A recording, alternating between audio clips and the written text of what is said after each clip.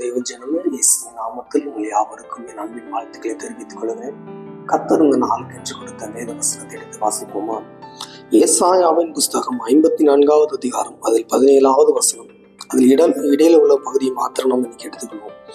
உனக்கு விரோதமாய் நியாயத்தில் எழும்பும் எந்த நாவையும் நீ குற்றப்படுத்துவாய் அப்படின்னு சொல்லி அருமையான ஒரு வசனம்.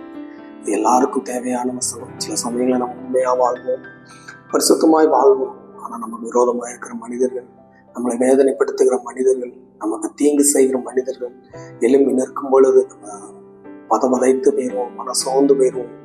என்ன செய்ய போறோம்? ஒருவேளை அவங்க தான் ஜெயிப்பாங்களோ, அவங்க நல்லவர்களா இருக்கிறார்களோ, ஒருவேளை நம்ம தீமை செய்து விட்டோமோ, பாவம் செய்து விட்டோமோன்னு சொல்லி மனம் சோர்ந்து போயிடுவோம்.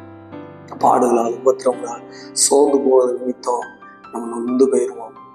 ஆனால் ஆண்டவர் என்ன சொல்கிறார்? உனக்கு விரோதமாக எழும்புகிற எந்த நாவையும் நீ குற்றப்படுத்துவாய்.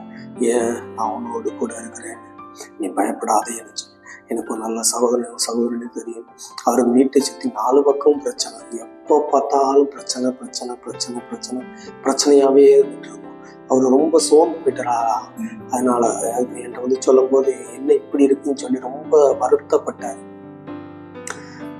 நான் கொஞ்சம் சொன்னேன், நம்ம ஆண்டுடைய பிள்ளைங்க, அவருக்கு விரோதமாக நிறைய செய்வினை கட்டுகள், மந்திர பில்லி சூனியங்கள் எல்லாரும் ஒன்று சேர்ந்து அதிகமாக வைத்து அவர் முட்டை முடக்கிட்டாங்க. அவரால் ரொம்ப நடக்க முடியாது. விக்கு விக்கு விக்கு விக்குன்னு நடப்பார். அந்த ஊரில் உள்ளவங்க கிறிஸ்தவங்க தான். இதில் பெரிய காரியமே கிறிஸ்தவங்க தான் இப்படி பண்ணியிருக்கிறாங்க. அதனால ரொம்ப சோர்ந்து போனார். அவர் அவருடைய சொந்த இடத்தையே பாதைக்காக, நிறைய நல்ல காரியங்களுக்காக அவர் செய்திருக்காரு. எழுதி கொடுத்துருவாரு, டைரெக்டாக கவர்மெண்ட்டுக்கு எழுதி கொடுத்து, இந்த ஏழை ஜால பணங்கள்லாம் நல்லா இருக்குன்னு சொல்லி அவ்வளோத்துக்கு நான் செஞ்சேன். இப்போ நான் சோர்ந்து போயிட்டு இருக்கிறேன். எந்த அதிகாரியும் எனக்கு உதவி செய்ய மாட்டேங்கிறாங்க, அதிகாரிகள்லாம் லஞ்சம் வாங்கிட்டு எனக்கு விரோதமாக செய்கிறாங்கன்னு சொல்லி ரொம்ப சோர்ந்து போய் மனம் நொந்து போய் என்னன்னு சொன்னார். நான் ஆண்டவர் நம்புறத, நம்முடைய வாழ்க்கையில என்ன போராட்டம் வந்தாலும், என்ன பிரச்சனை வந்தாலும் முடிவு நன்மையாக இருக்கும். நீங்கள் முடிவை தான் பார்க்கணும். ஆரம்ப அற்பமாக இருக்கும், முடிவு சம்பரமாக இருக்கும். அதனால முடிவை பாருங்க அப்படின்னு சொல்லி அவர் சொன்னார். அவரும் சரின்னு சொல்லிட்டு போயிட்டாரு. கொஞ்ச நாள் ரொம்ப போராட்டம் பிரச்சனையாக இருந்துச்சு. அதுக்கப்புறம் அந்த அதிகாரிகள் எல்லாம் மாற்றினாங்க. கவர்மெண்ட் அந்த அதிகாரிகள் எல்லாத்தையும் மாற்றினாங்க. இப்போ அவருக்கு தயவு செய்கிற அதிகாரிகள், உண்மையாக இருக்கிற அதிகாரிகள் அவருடைய பிரச்சனை எல்லாத்தையும் சேர்த்து அவருக்கு நன்மை வரும்படி, அவருக்கு தெரியாத நன்மைகள் எல்லாம் அவருக்கு வரும்படி செய்து அவரை மகிழ பண்ணினார். இப்போ அவர் ரொம்ப சந்தோஷமா இருந்தத, அன்னைக்கு ரொம்ப சந்தோஷமா இருக்கிறேன். என்னை எப்படியோ முடக்கிடலாம், எல்லாரும் சேர்ந்து மந்திர தந்திரங்கள்லாம் செஞ்சாங்க. எனக்கு விரோதமா எவ்வளவு செய்ய முடியுமோ எல்லாம் செஞ்சாங்க, எல்லாத்தையும் சகிச்சேன். ஆனால் இன்றைக்கு எனக்கு விரோதமாக இருக்கிற மனுஷனுக்கு முன்பு நான் தலை நிமிர்ந்து அந்த இடத்துல நடந்து போகிறேன். என்னை பார்க்கிறவர்கள் அவர்கள் கூனி குறுகி ஒவ்வொருத்தவங்களும் அந்த ஊரை விட்டு ஓடுறாங்க. தேவன் என்னை நிலைக்க பண்ணினார் என்று அவர் சொன்னார். ஆண்டவர் உங்களை பார்த்து அதே தான் சொல்லுறார். உங்கள் வாழ்க்கையில் பிரச்சனைகள் இருக்கலாம், போராட்டங்கள் இருக்கலாம், சுற்றி இருக்கிற மனிதர்கள் உங்களை காயப்படுத்தலாம், உங்களுக்கு விரோதமாய் கோர்ட்டில் கேஸ் போடலாம், என்ன வேணாலும் செய்யலாம். நான் ஆண்டவர்களை பார்த்து சொல்லுறார், உனக்கு விரோதமாக எழும்பும் எந்த நாவையும் நீ குற்றப்படுத்துவாய். அதிகாரியா இருக்கலாம், யாராவது இருக்கலாம். ஆனா நீங்க வானத்தையும் பூமியும் படைத்த சர்வ வல்லவருடைய பிள்ளைங்கள். அதனால ஒரு நாள் நீங்க சொந்து போக வேண்டிய அவசியம் இல்லை, மனம் அடிந்து போக வேண்டிய அவசியம் இல்லை. இந்த வசனத்தை கையை வைத்து நீங்க தினமும் ஜெபம் பண்ணுங்க.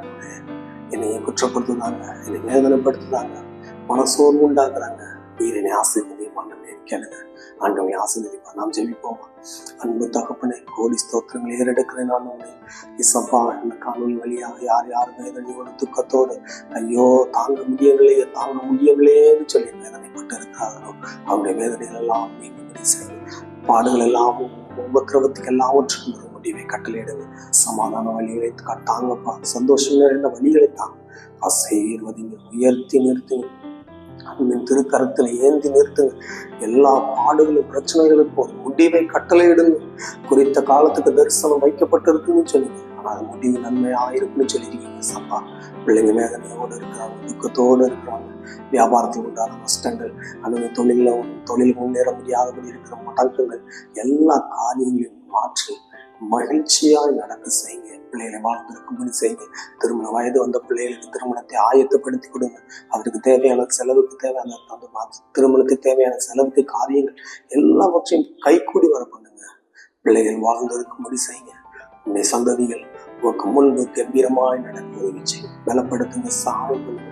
நன்மையினால் ஆசீர்வதிங்க, பலப்படுத்துங்க. இயேசு கிறிஸ்துவின் நாமத்தில் ஜெபிக்கிறேன் எங்க நல்ல பிதாவே, ஆமென். எனக்கு அருமையான தேவ ஜனமே, பாடுகள் வரலாம், உபத்திரவங்கள் வரலாம், முடிவு நன்மையாயிருக்கும். முடிவு என்னைக்கும் ஆண்டுடைய பிள்ளைகளை நன்மையாயிருக்கும். நம்ம உண்மையாய் பரிசுத்தமாய் நீதியாக இருக்கும் பொழுது கர்த்தர் நமக்காக நிற்பார். கர்த்தர் நம்மளோடு இருப்பார். ஒரு நாள் நம்மளை வேதனைப்படுத்த மாட்டார். ஆண்டவர்களை ஆசீர்வதிப்பார். God bless you.